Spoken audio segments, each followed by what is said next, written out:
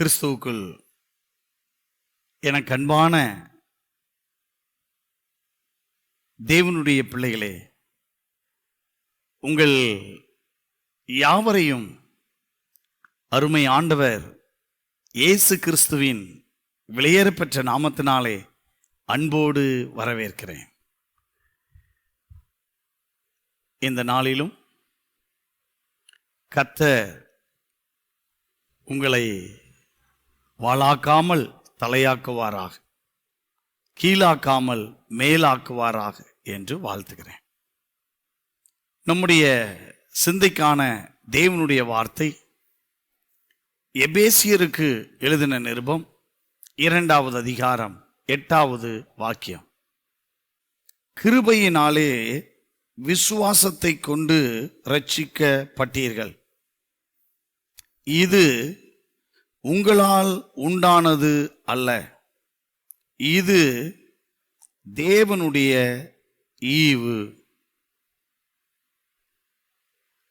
இந்த வசனத்திலே பவுல் இது இது என்று 2 முறை எழுதுகிறார். இது என்று சொல்லும் பொழுது அது கிருபையை பற்றிய ஒரு வார்த்தையாக காணப்படுகிறது. முதல் இது என்று சொல்லும் பொழுது கிருபை என்பது உங்களால் உண்டானதல்ல என்று சொல்லுகிறார். 2வது கிருபை என்பது தேவனுடைய ஈவு அப்படி என்று சொல்லுகிறார். இன்றைக்கு கிறிஸ்தவர்களாயிருக்கிற நாம் எல்லாருக்கும் தெரியும், கிருபை தகுதியற்ற நமக்கு கொடுக்கக்கூடிய ஒரு வெகுமதி, ஆண்டவர் கொடுக்கக்கூடிய ஒரு பரிசு என்பது நன்றாக தெரியும்.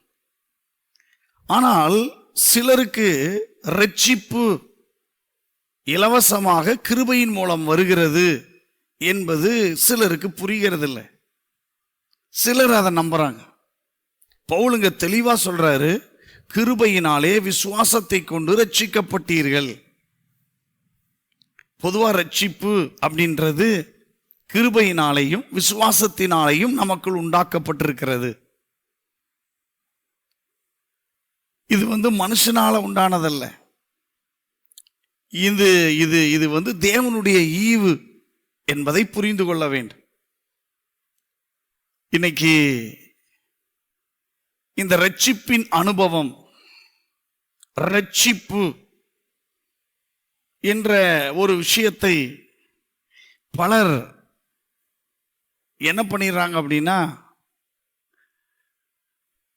சுய கிரியையினாலே அல்லது செயல்களினாலே எப்படியாவது அதை இது பண்ணிடலான்னு பார்க்குறாங்க. அப்படி இதுவரைக்கும் ஆண்டவர் யாருக்கும் கொடுத்ததில்லை, கொடுக்க போறதும் இல்லை. ஏன்னா தெளிவாக பைபிள் சொல்லிட்டு, கிருபையினாலே விசுவாசத்தை கொண்டு ரட்சிக்கப்பட்டீர்கள்.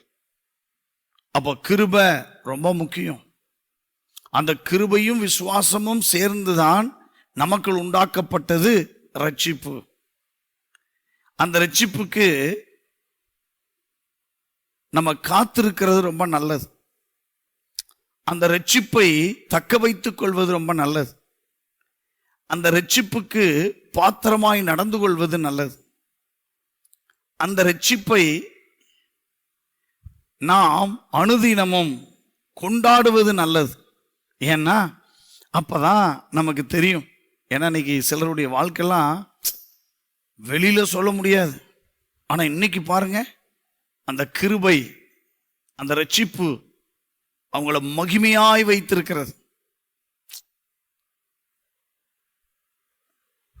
அதுதான் கிருபை. அதனால உண்டானதுதான் ரட்சிப்பு. இன்னைக்கு நம்மளாம் நல்லவர்கள் அப்படின்னு பிறராலே சொல்லப்படுகிறோம், பேசப்படுகிறோம், நம்பப்படுகிறோம். காரணம் சுய கிரியையெல்லாம் கிடையாது, அவருடைய ரட்சிப்பு. அதனால இந்த கிருபையை சரியாக புரிந்து கொள்வோம்.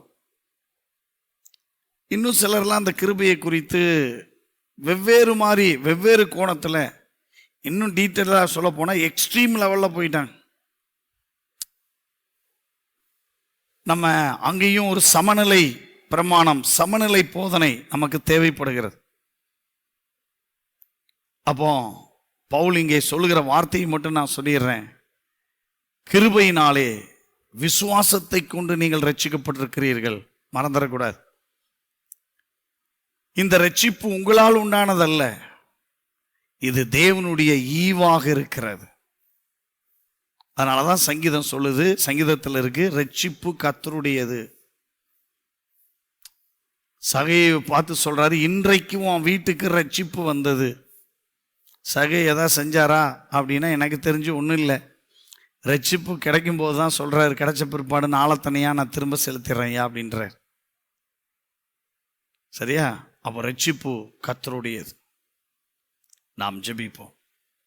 ஆண்டவரே, இன்றைக்கு கிருபையை குறித்தும் அதன் மூலம் உண்டாகிற ரட்சிப்பை குறித்தும் எங்களோடு பேசினதற்காய் நன்றி. இன்றைக்கு கிருபையை குறித்து பற்பல போதனைகள் எக்ஸ்ட்ரீம் லெவல்ல பேசப்பட்டு கொண்டிருக்கிற இந்த காலகட்டத்திலே சமநிலையோடு நாங்கள் இந்த கிருபைகளை புரிந்து வாழ எங்களுக்கு கிருபைத்தார். இந்த சத்தத்தை கேட்கிற எல்லாருடைய வாழ்விலும் உம்முடைய கிருபை ஏராளம் தாராளமாய் இருக்கிறதற்காக ஸ்தோத்திரம். தொடர்ந்து அந்த கிருபையிலே பெருக உதவி செய்யுங்க. உங்க நாமம் உயர்த்தப்படட்டும். எல்லாருடைய வாழ்விலும் இந்த கிருபையினாலே உண்டாகிற அந்த மீட்பை சுதந்திரிக்க கிருபைத்தார். இயேசுவின் மூலம் பிதாவே. ஆமென், ஆமென். May God bless you.